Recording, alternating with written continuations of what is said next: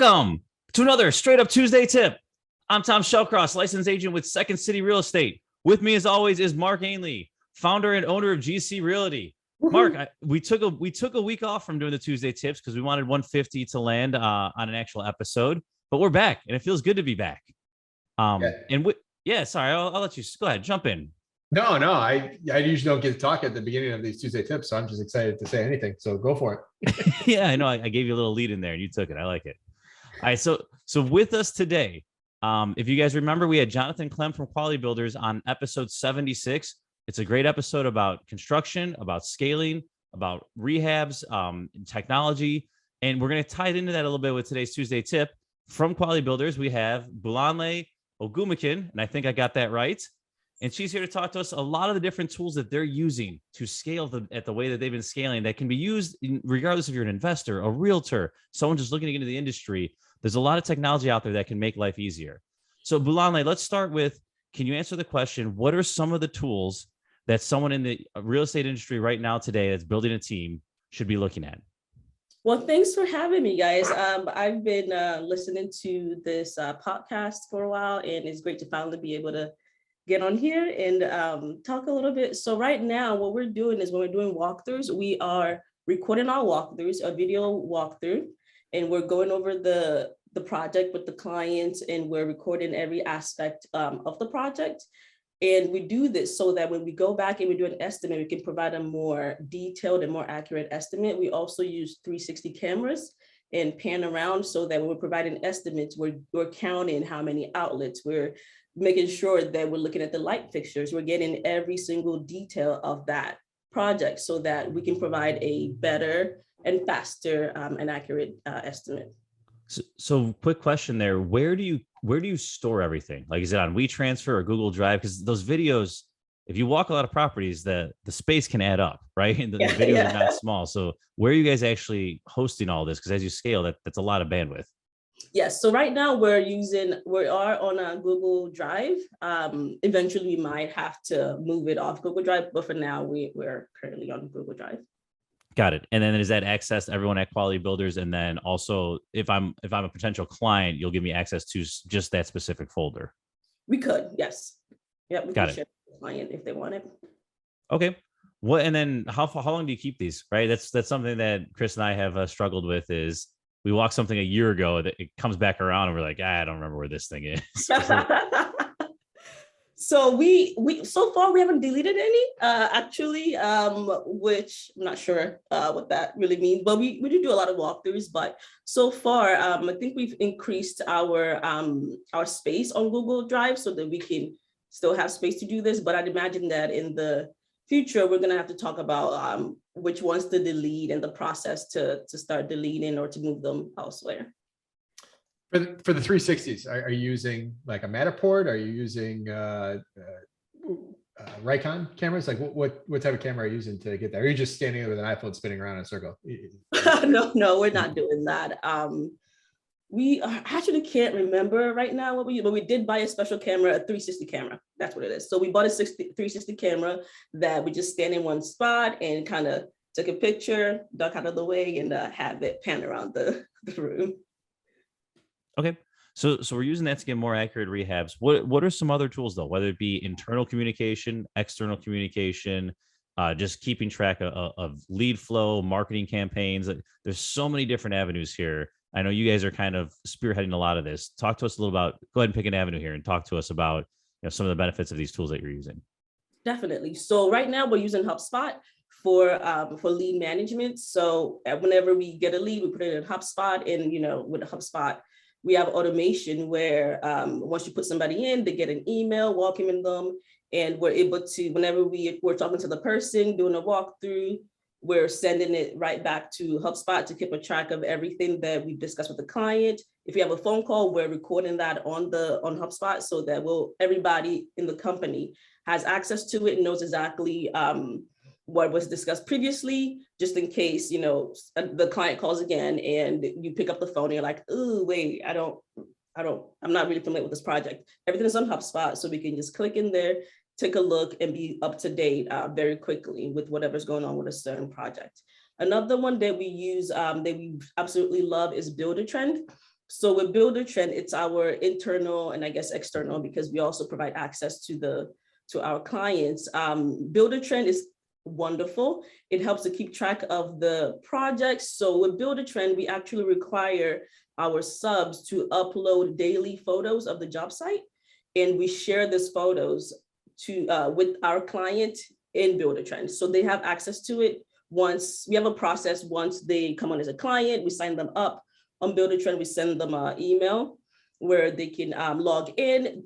Through that platform, they're able to see the schedule, the project schedule. And as we move the schedule, depending on what's going on with the project, they're able to see that in real time. So that's super amazing, where they see their budget on there. They are able to pay invoices through that platform, through Builder Trend.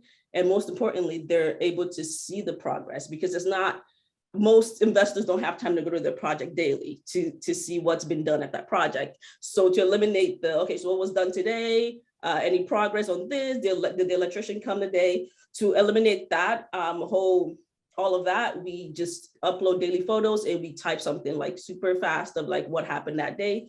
So they're very well aware of what's going on their project. They don't have to drive down all the time to come and take a look at their project. And it helps to build a lot of trust too, because they know exactly what's going on at their project. And then, and nowadays a lot of people, they invest remotely. So I think it's amazing for that. So you don't even have to be in Chicago, because we're able to provide you with the videos of the project. We're able to provide you with photos of the project.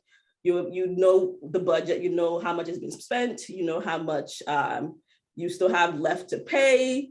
You know exactly what the schedule is going to be for the next couple of weeks. So I think it's pretty amazing that we're able to provide that service to our clients.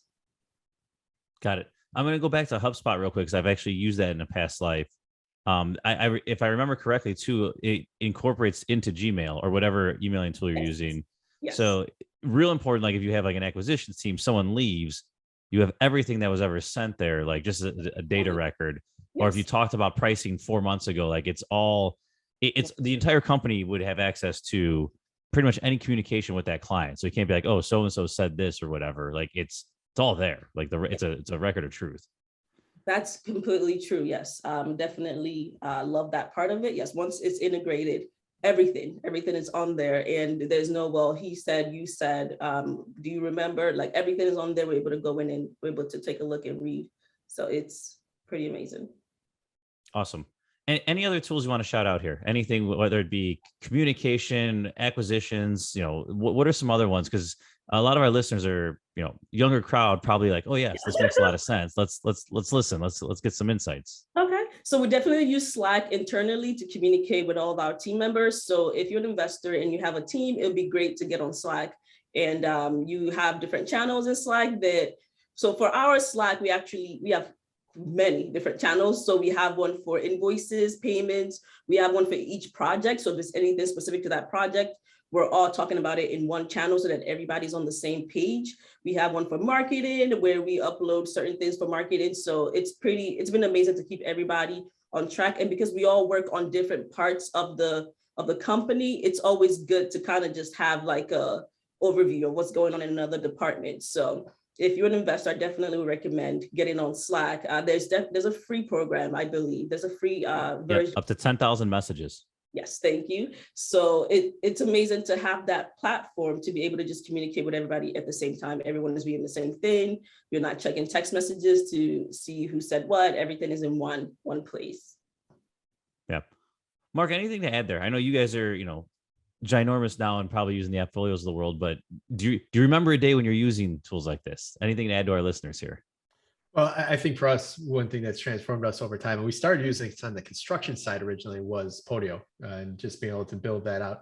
Podio is just a CRM that's like 100% customizable. And I think we fought for years to keep the free version by using all these random emails and stuff like that. So it's a good way to communicate back and forth intercompany and track some of that, the tag, we call them tags in our office, but back and forth what you said. And, you can build all these different automations into it, and you can do it relatively easy. You don't have to be a computer programmer to do it. And what we ended up doing with that was, a lot of pricing. So if we're trying to price out a property, all we had to do is plug in how many feet of trim we needed, and we knew what type of trim we used and what we're buying per linear foot. Same with whether it's tile or we're using some laminate back then or whatever it might be. So that was a big tool for us back in the day with that, and just utilizing Drive and keeping that organized in one central place. I think that it sounds like a gimme, but I still see a lot of people. It's like, oh yeah, I emailed you over the 27 pictures. Like, no, man, email me the file, the link. All I want is a link, man. I don't want 27 pictures. I gotta then figure out what to do it. So just making sure that you have your team utilizing it, whether it be Drive or Dropbox or something like that, to share information on a particular project. And those pictures, those before pictures, those after pictures, man, they come in handy. I'll tell you that. So a lot of the stuff we did was between 08 and 18, and I had to look back. I'm selling a property right now that we bought in 2011 that there's some issues that came up in the inspection when we're trying to sell it, that I reverted back to the pictures to show what we did behind the walls to be able to do it. And it's gone from my computer to Dropbox to now Drive, but those pictures have survived and have kept them over the years to be able to utilize them to get me. It was basically prevented me from having to credit the buyer back like $2,000 for something they were accusing me of that wasn't the case. There you go. Great thing you mentioned the Drive too, because I was just thinking about like just what Google offers. So we actually use Google Voice also, especially with being in different parts of the city, the state. We use Google Voice to communicate with our subs and even our client if we do have to send them a text message or call them. So just provide one central location once again for all the information that we're sending back and forth, so that everyone on the team is well aware of what was said to a sub, what the sub said. So there's no like texting or calling around like, so when did the sub say that we're going to get there? When did the plumber say that we're going to get there? Like it's all in one spot when we're using the Google Voice. Yeah, and one other thing that we've been using on the management side for flooring is that app I've mentioned on here before, 𝗬𝗏𝗃𝗀𝗃, but it can be for a developer or whatnot, but it does a 2D overview and does measurements and all that. So if you want to get your instead of having your carpet guy come over, you could use your iPhone to capture the 2D with the measurements and then send it over to your flooring guy to give you an estimate without having to come out there, or he can do it remotely or whatnot. Oh, it's amazing. All right. So we end every episode with a Chicago fact. Mark will get first dibs at this, but we're also going to ask you. All right. So Mark, this might be one that you can get. No pressure. You make it sound like I don't get many. Like that's you just. Sorry. One you can get without the help, without the multiple choice. I'm going to give you multiple choice regardless. So what year was the Chicago fire? 1871. You got it, my man. Good job. We'll save it for another episode, but I just over vacation read a great book on the Chicago fire. That'll be our banter for one of these Thursday episodes. Really? The cliffhanger. The O'Learys fought for years to get their name cleared of that being their cow that did it. Like there's a lot of fun stuff you probably read about it wherever you read it. Yeah, it's a big anti-Irish sentiment there that went after him. And then I love the fact, I mean, this is a good fact for down the road, that the place that they have the Chicago Fire Department training center is on the place where the barn was that was supposedly started. Like that, that's just kind of fun, like twist of history there. Awesome. Take us out. All right. I have to give a shout out here to our friends at MBOA. We got the 10th, it's funny you say 10th, the decade annual summer soiree coming up on August 11th. So we add a little button on straightupchicagoinvestor.com that takes you right to the page to reserve your spot. It's a great networking event. Costs a couple bucks to sign up, but it'll be you'll get you'll 10x definitely what you'll get back. And I know Quality Builders is a sponsor, Straight Up Chicago Investor podcast is a sponsor, so we'll definitely see you there. So thank you very much for coming on here today. It was awesome. Tom, thank you as always. And listeners, we will see you Thursday. Thanks all. Thank you.